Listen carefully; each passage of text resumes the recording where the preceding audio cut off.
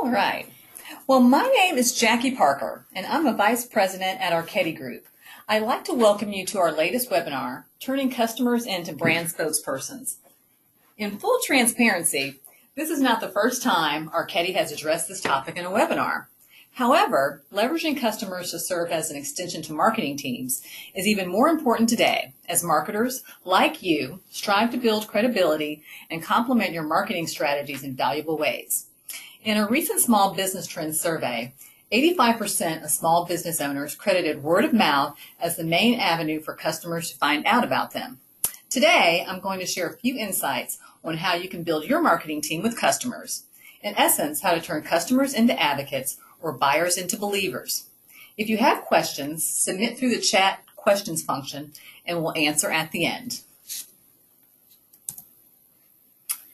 In this webinar, I will touch on today's marketing landscape and the importance of building customer advocacy.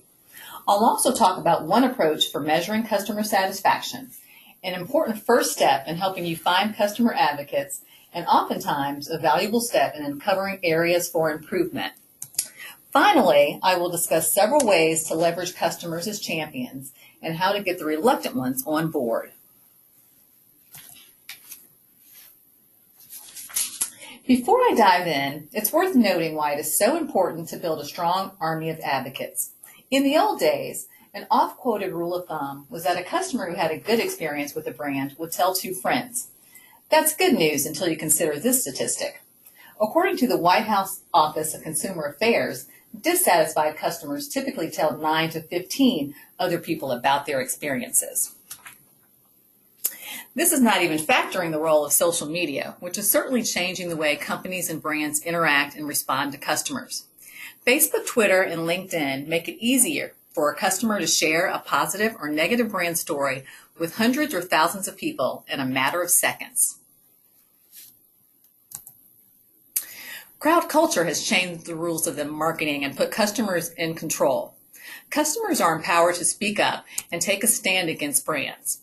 A recent report called The Call-Out Culture shows just how empowered customers are, including 92% of those who will call out a brand for a bad customer service experience and 70% of consumers who will call out brands on social media to make others aware of an issue. Some companies need help identifying potential brand advocates or promoters. One technique for measuring customer satisfaction is the Net Promoter Score. I'm sure many of you have heard or read about this measurement. NPS is a direct measurement of honest customer success. One of the key selling points of the NPS score is its lack of personal influence. A respondent isn't coaxed into answering a specific way based on how a person asked the questions. To calculate your NPS score, you subtract the number of promoters from detractors.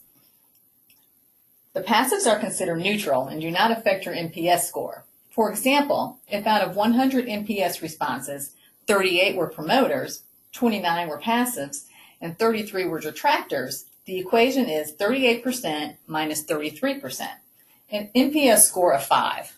Not a good score. Here's a quick look at some of the industry averages according to Survey Gizmo's 2017 NPS Leaders by Industry report.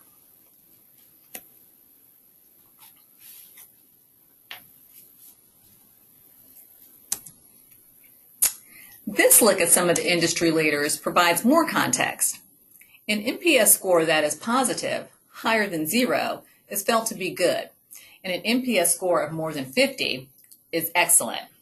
If you ever conduct an NPS survey, you may want to follow up the initial question of how likely a customer is to recommend your company to a friend with an open-ended request for elaboration, asking the reasons for a customer's rating of your company or product.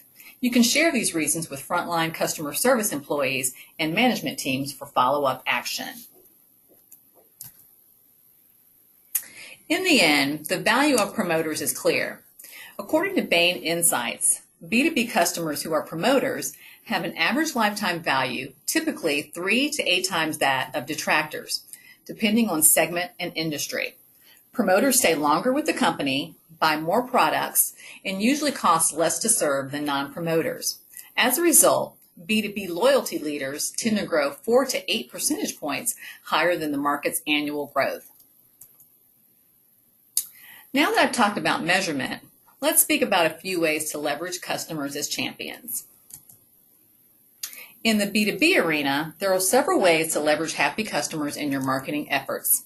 You'll have to consider the customer's availability and preferences to determine which tactics make sense.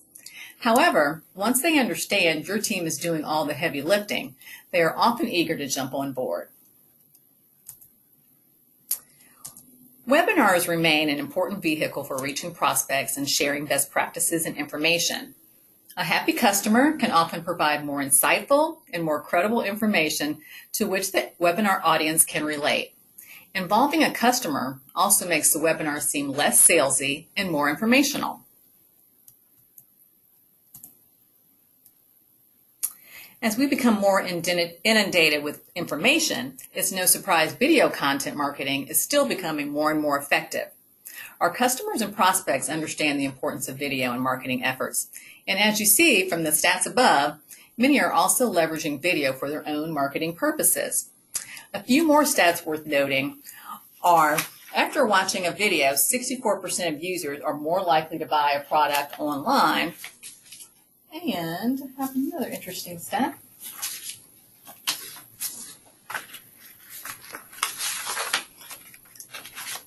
And companies using video enjoy 41% more web traffic from search than non-users.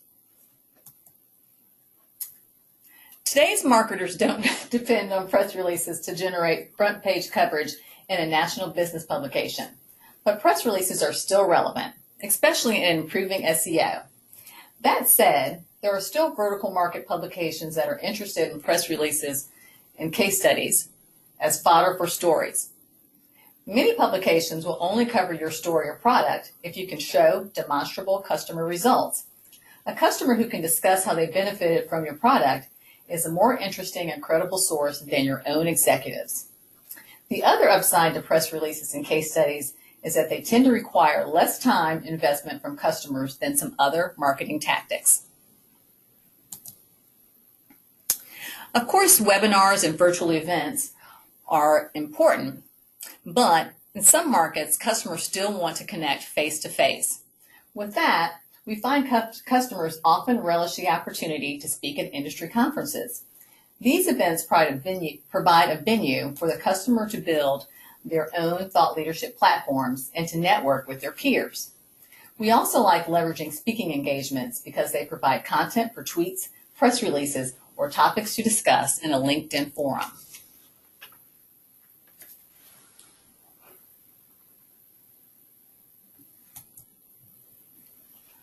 While securing customer advocates is crucial, the ultimate goal of customer retention is to form true partnerships.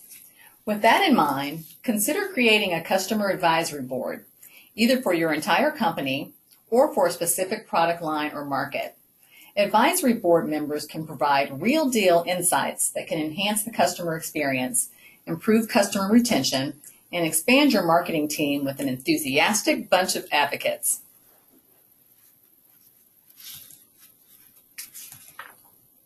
So now that I've discussed how to measure customer satisfaction and how to use customer champions in your marketing efforts, I'm going to share a few ways to engage customers and win them over as advocates.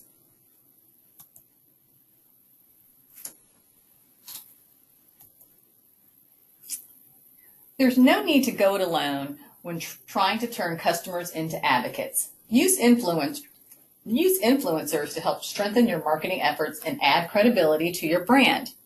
Influencer marketing is when an organization uses paid influencers to promote their brands. Usually these people are known for their expertise, and equally important is that they have a large social media following. At our Archetti Group, we've been using third-party subject matter experts to promote our clients' products for more than 10 years, bringing brand awareness to prospects while also building brand advocacy among existing customers by assuring them they've made the right buying decision. Providing customers with meaningful content is another way to educate and engage with them throughout their life cycles. 75% of B2B buyers say they increasingly look for content that is credible, and 40% don't care about the source as long as it's informational. So you can engage with customers by including more insights and analysis and providing benchmarking data to provide your customers with context. Note, this is also a great channel to bring in your industry influencers. So we all know the B2B buying reality is different from B2C, but the B2B buyer is still a consumer, and as such is relying heavily on social media for information. This is perhaps one of the fastest ways to start engaging with customers and prospects, and you're probably already doing so at some level. It's no surprise LinkedIn is the preferred social media platform of B2B marketers. However, with more than 100 million users, Instagram has quickly become one of the most popular social media platforms in the world. One last thing to keep in mind when using social media to engage customers is to encourage and remind your employees to get on board. As you can see from the stat above, employees have the ability to take social media reach through the roof, amplifying your efforts to help get customers on board the advocacy train. So, I covered a few areas that I hope will help you in your efforts of turning buyers into believers. Let me recap with a few final thoughts. Start with measurement. Knowing who is happy and why is critical in building customers as champions, and knowing who is unhappy and why is even more important for strengthening your business. When it comes to leveraging customers as champions, look and examine all the various marketing and public relations tactics and execute the ones that work best for your customers. Don't be discouraged if they don't jump on the bandwagon immediately. Turning buyers into believers is an ongoing process. Finally, remember to keep customers at the heart of advocacy. I discussed a few ways to win customers over, but also look to get them involved in the process. Ask your customers their thoughts on ways to build and strengthen your advocacy programs. Asking these questions gives you another important touch point in staying close to customers and will generate the ideas and feedback you need to expand your internal marketing teams with external customer champions. Thank you all so much for joining. I know that was quick, and I'm happy to answer any questions that you may have.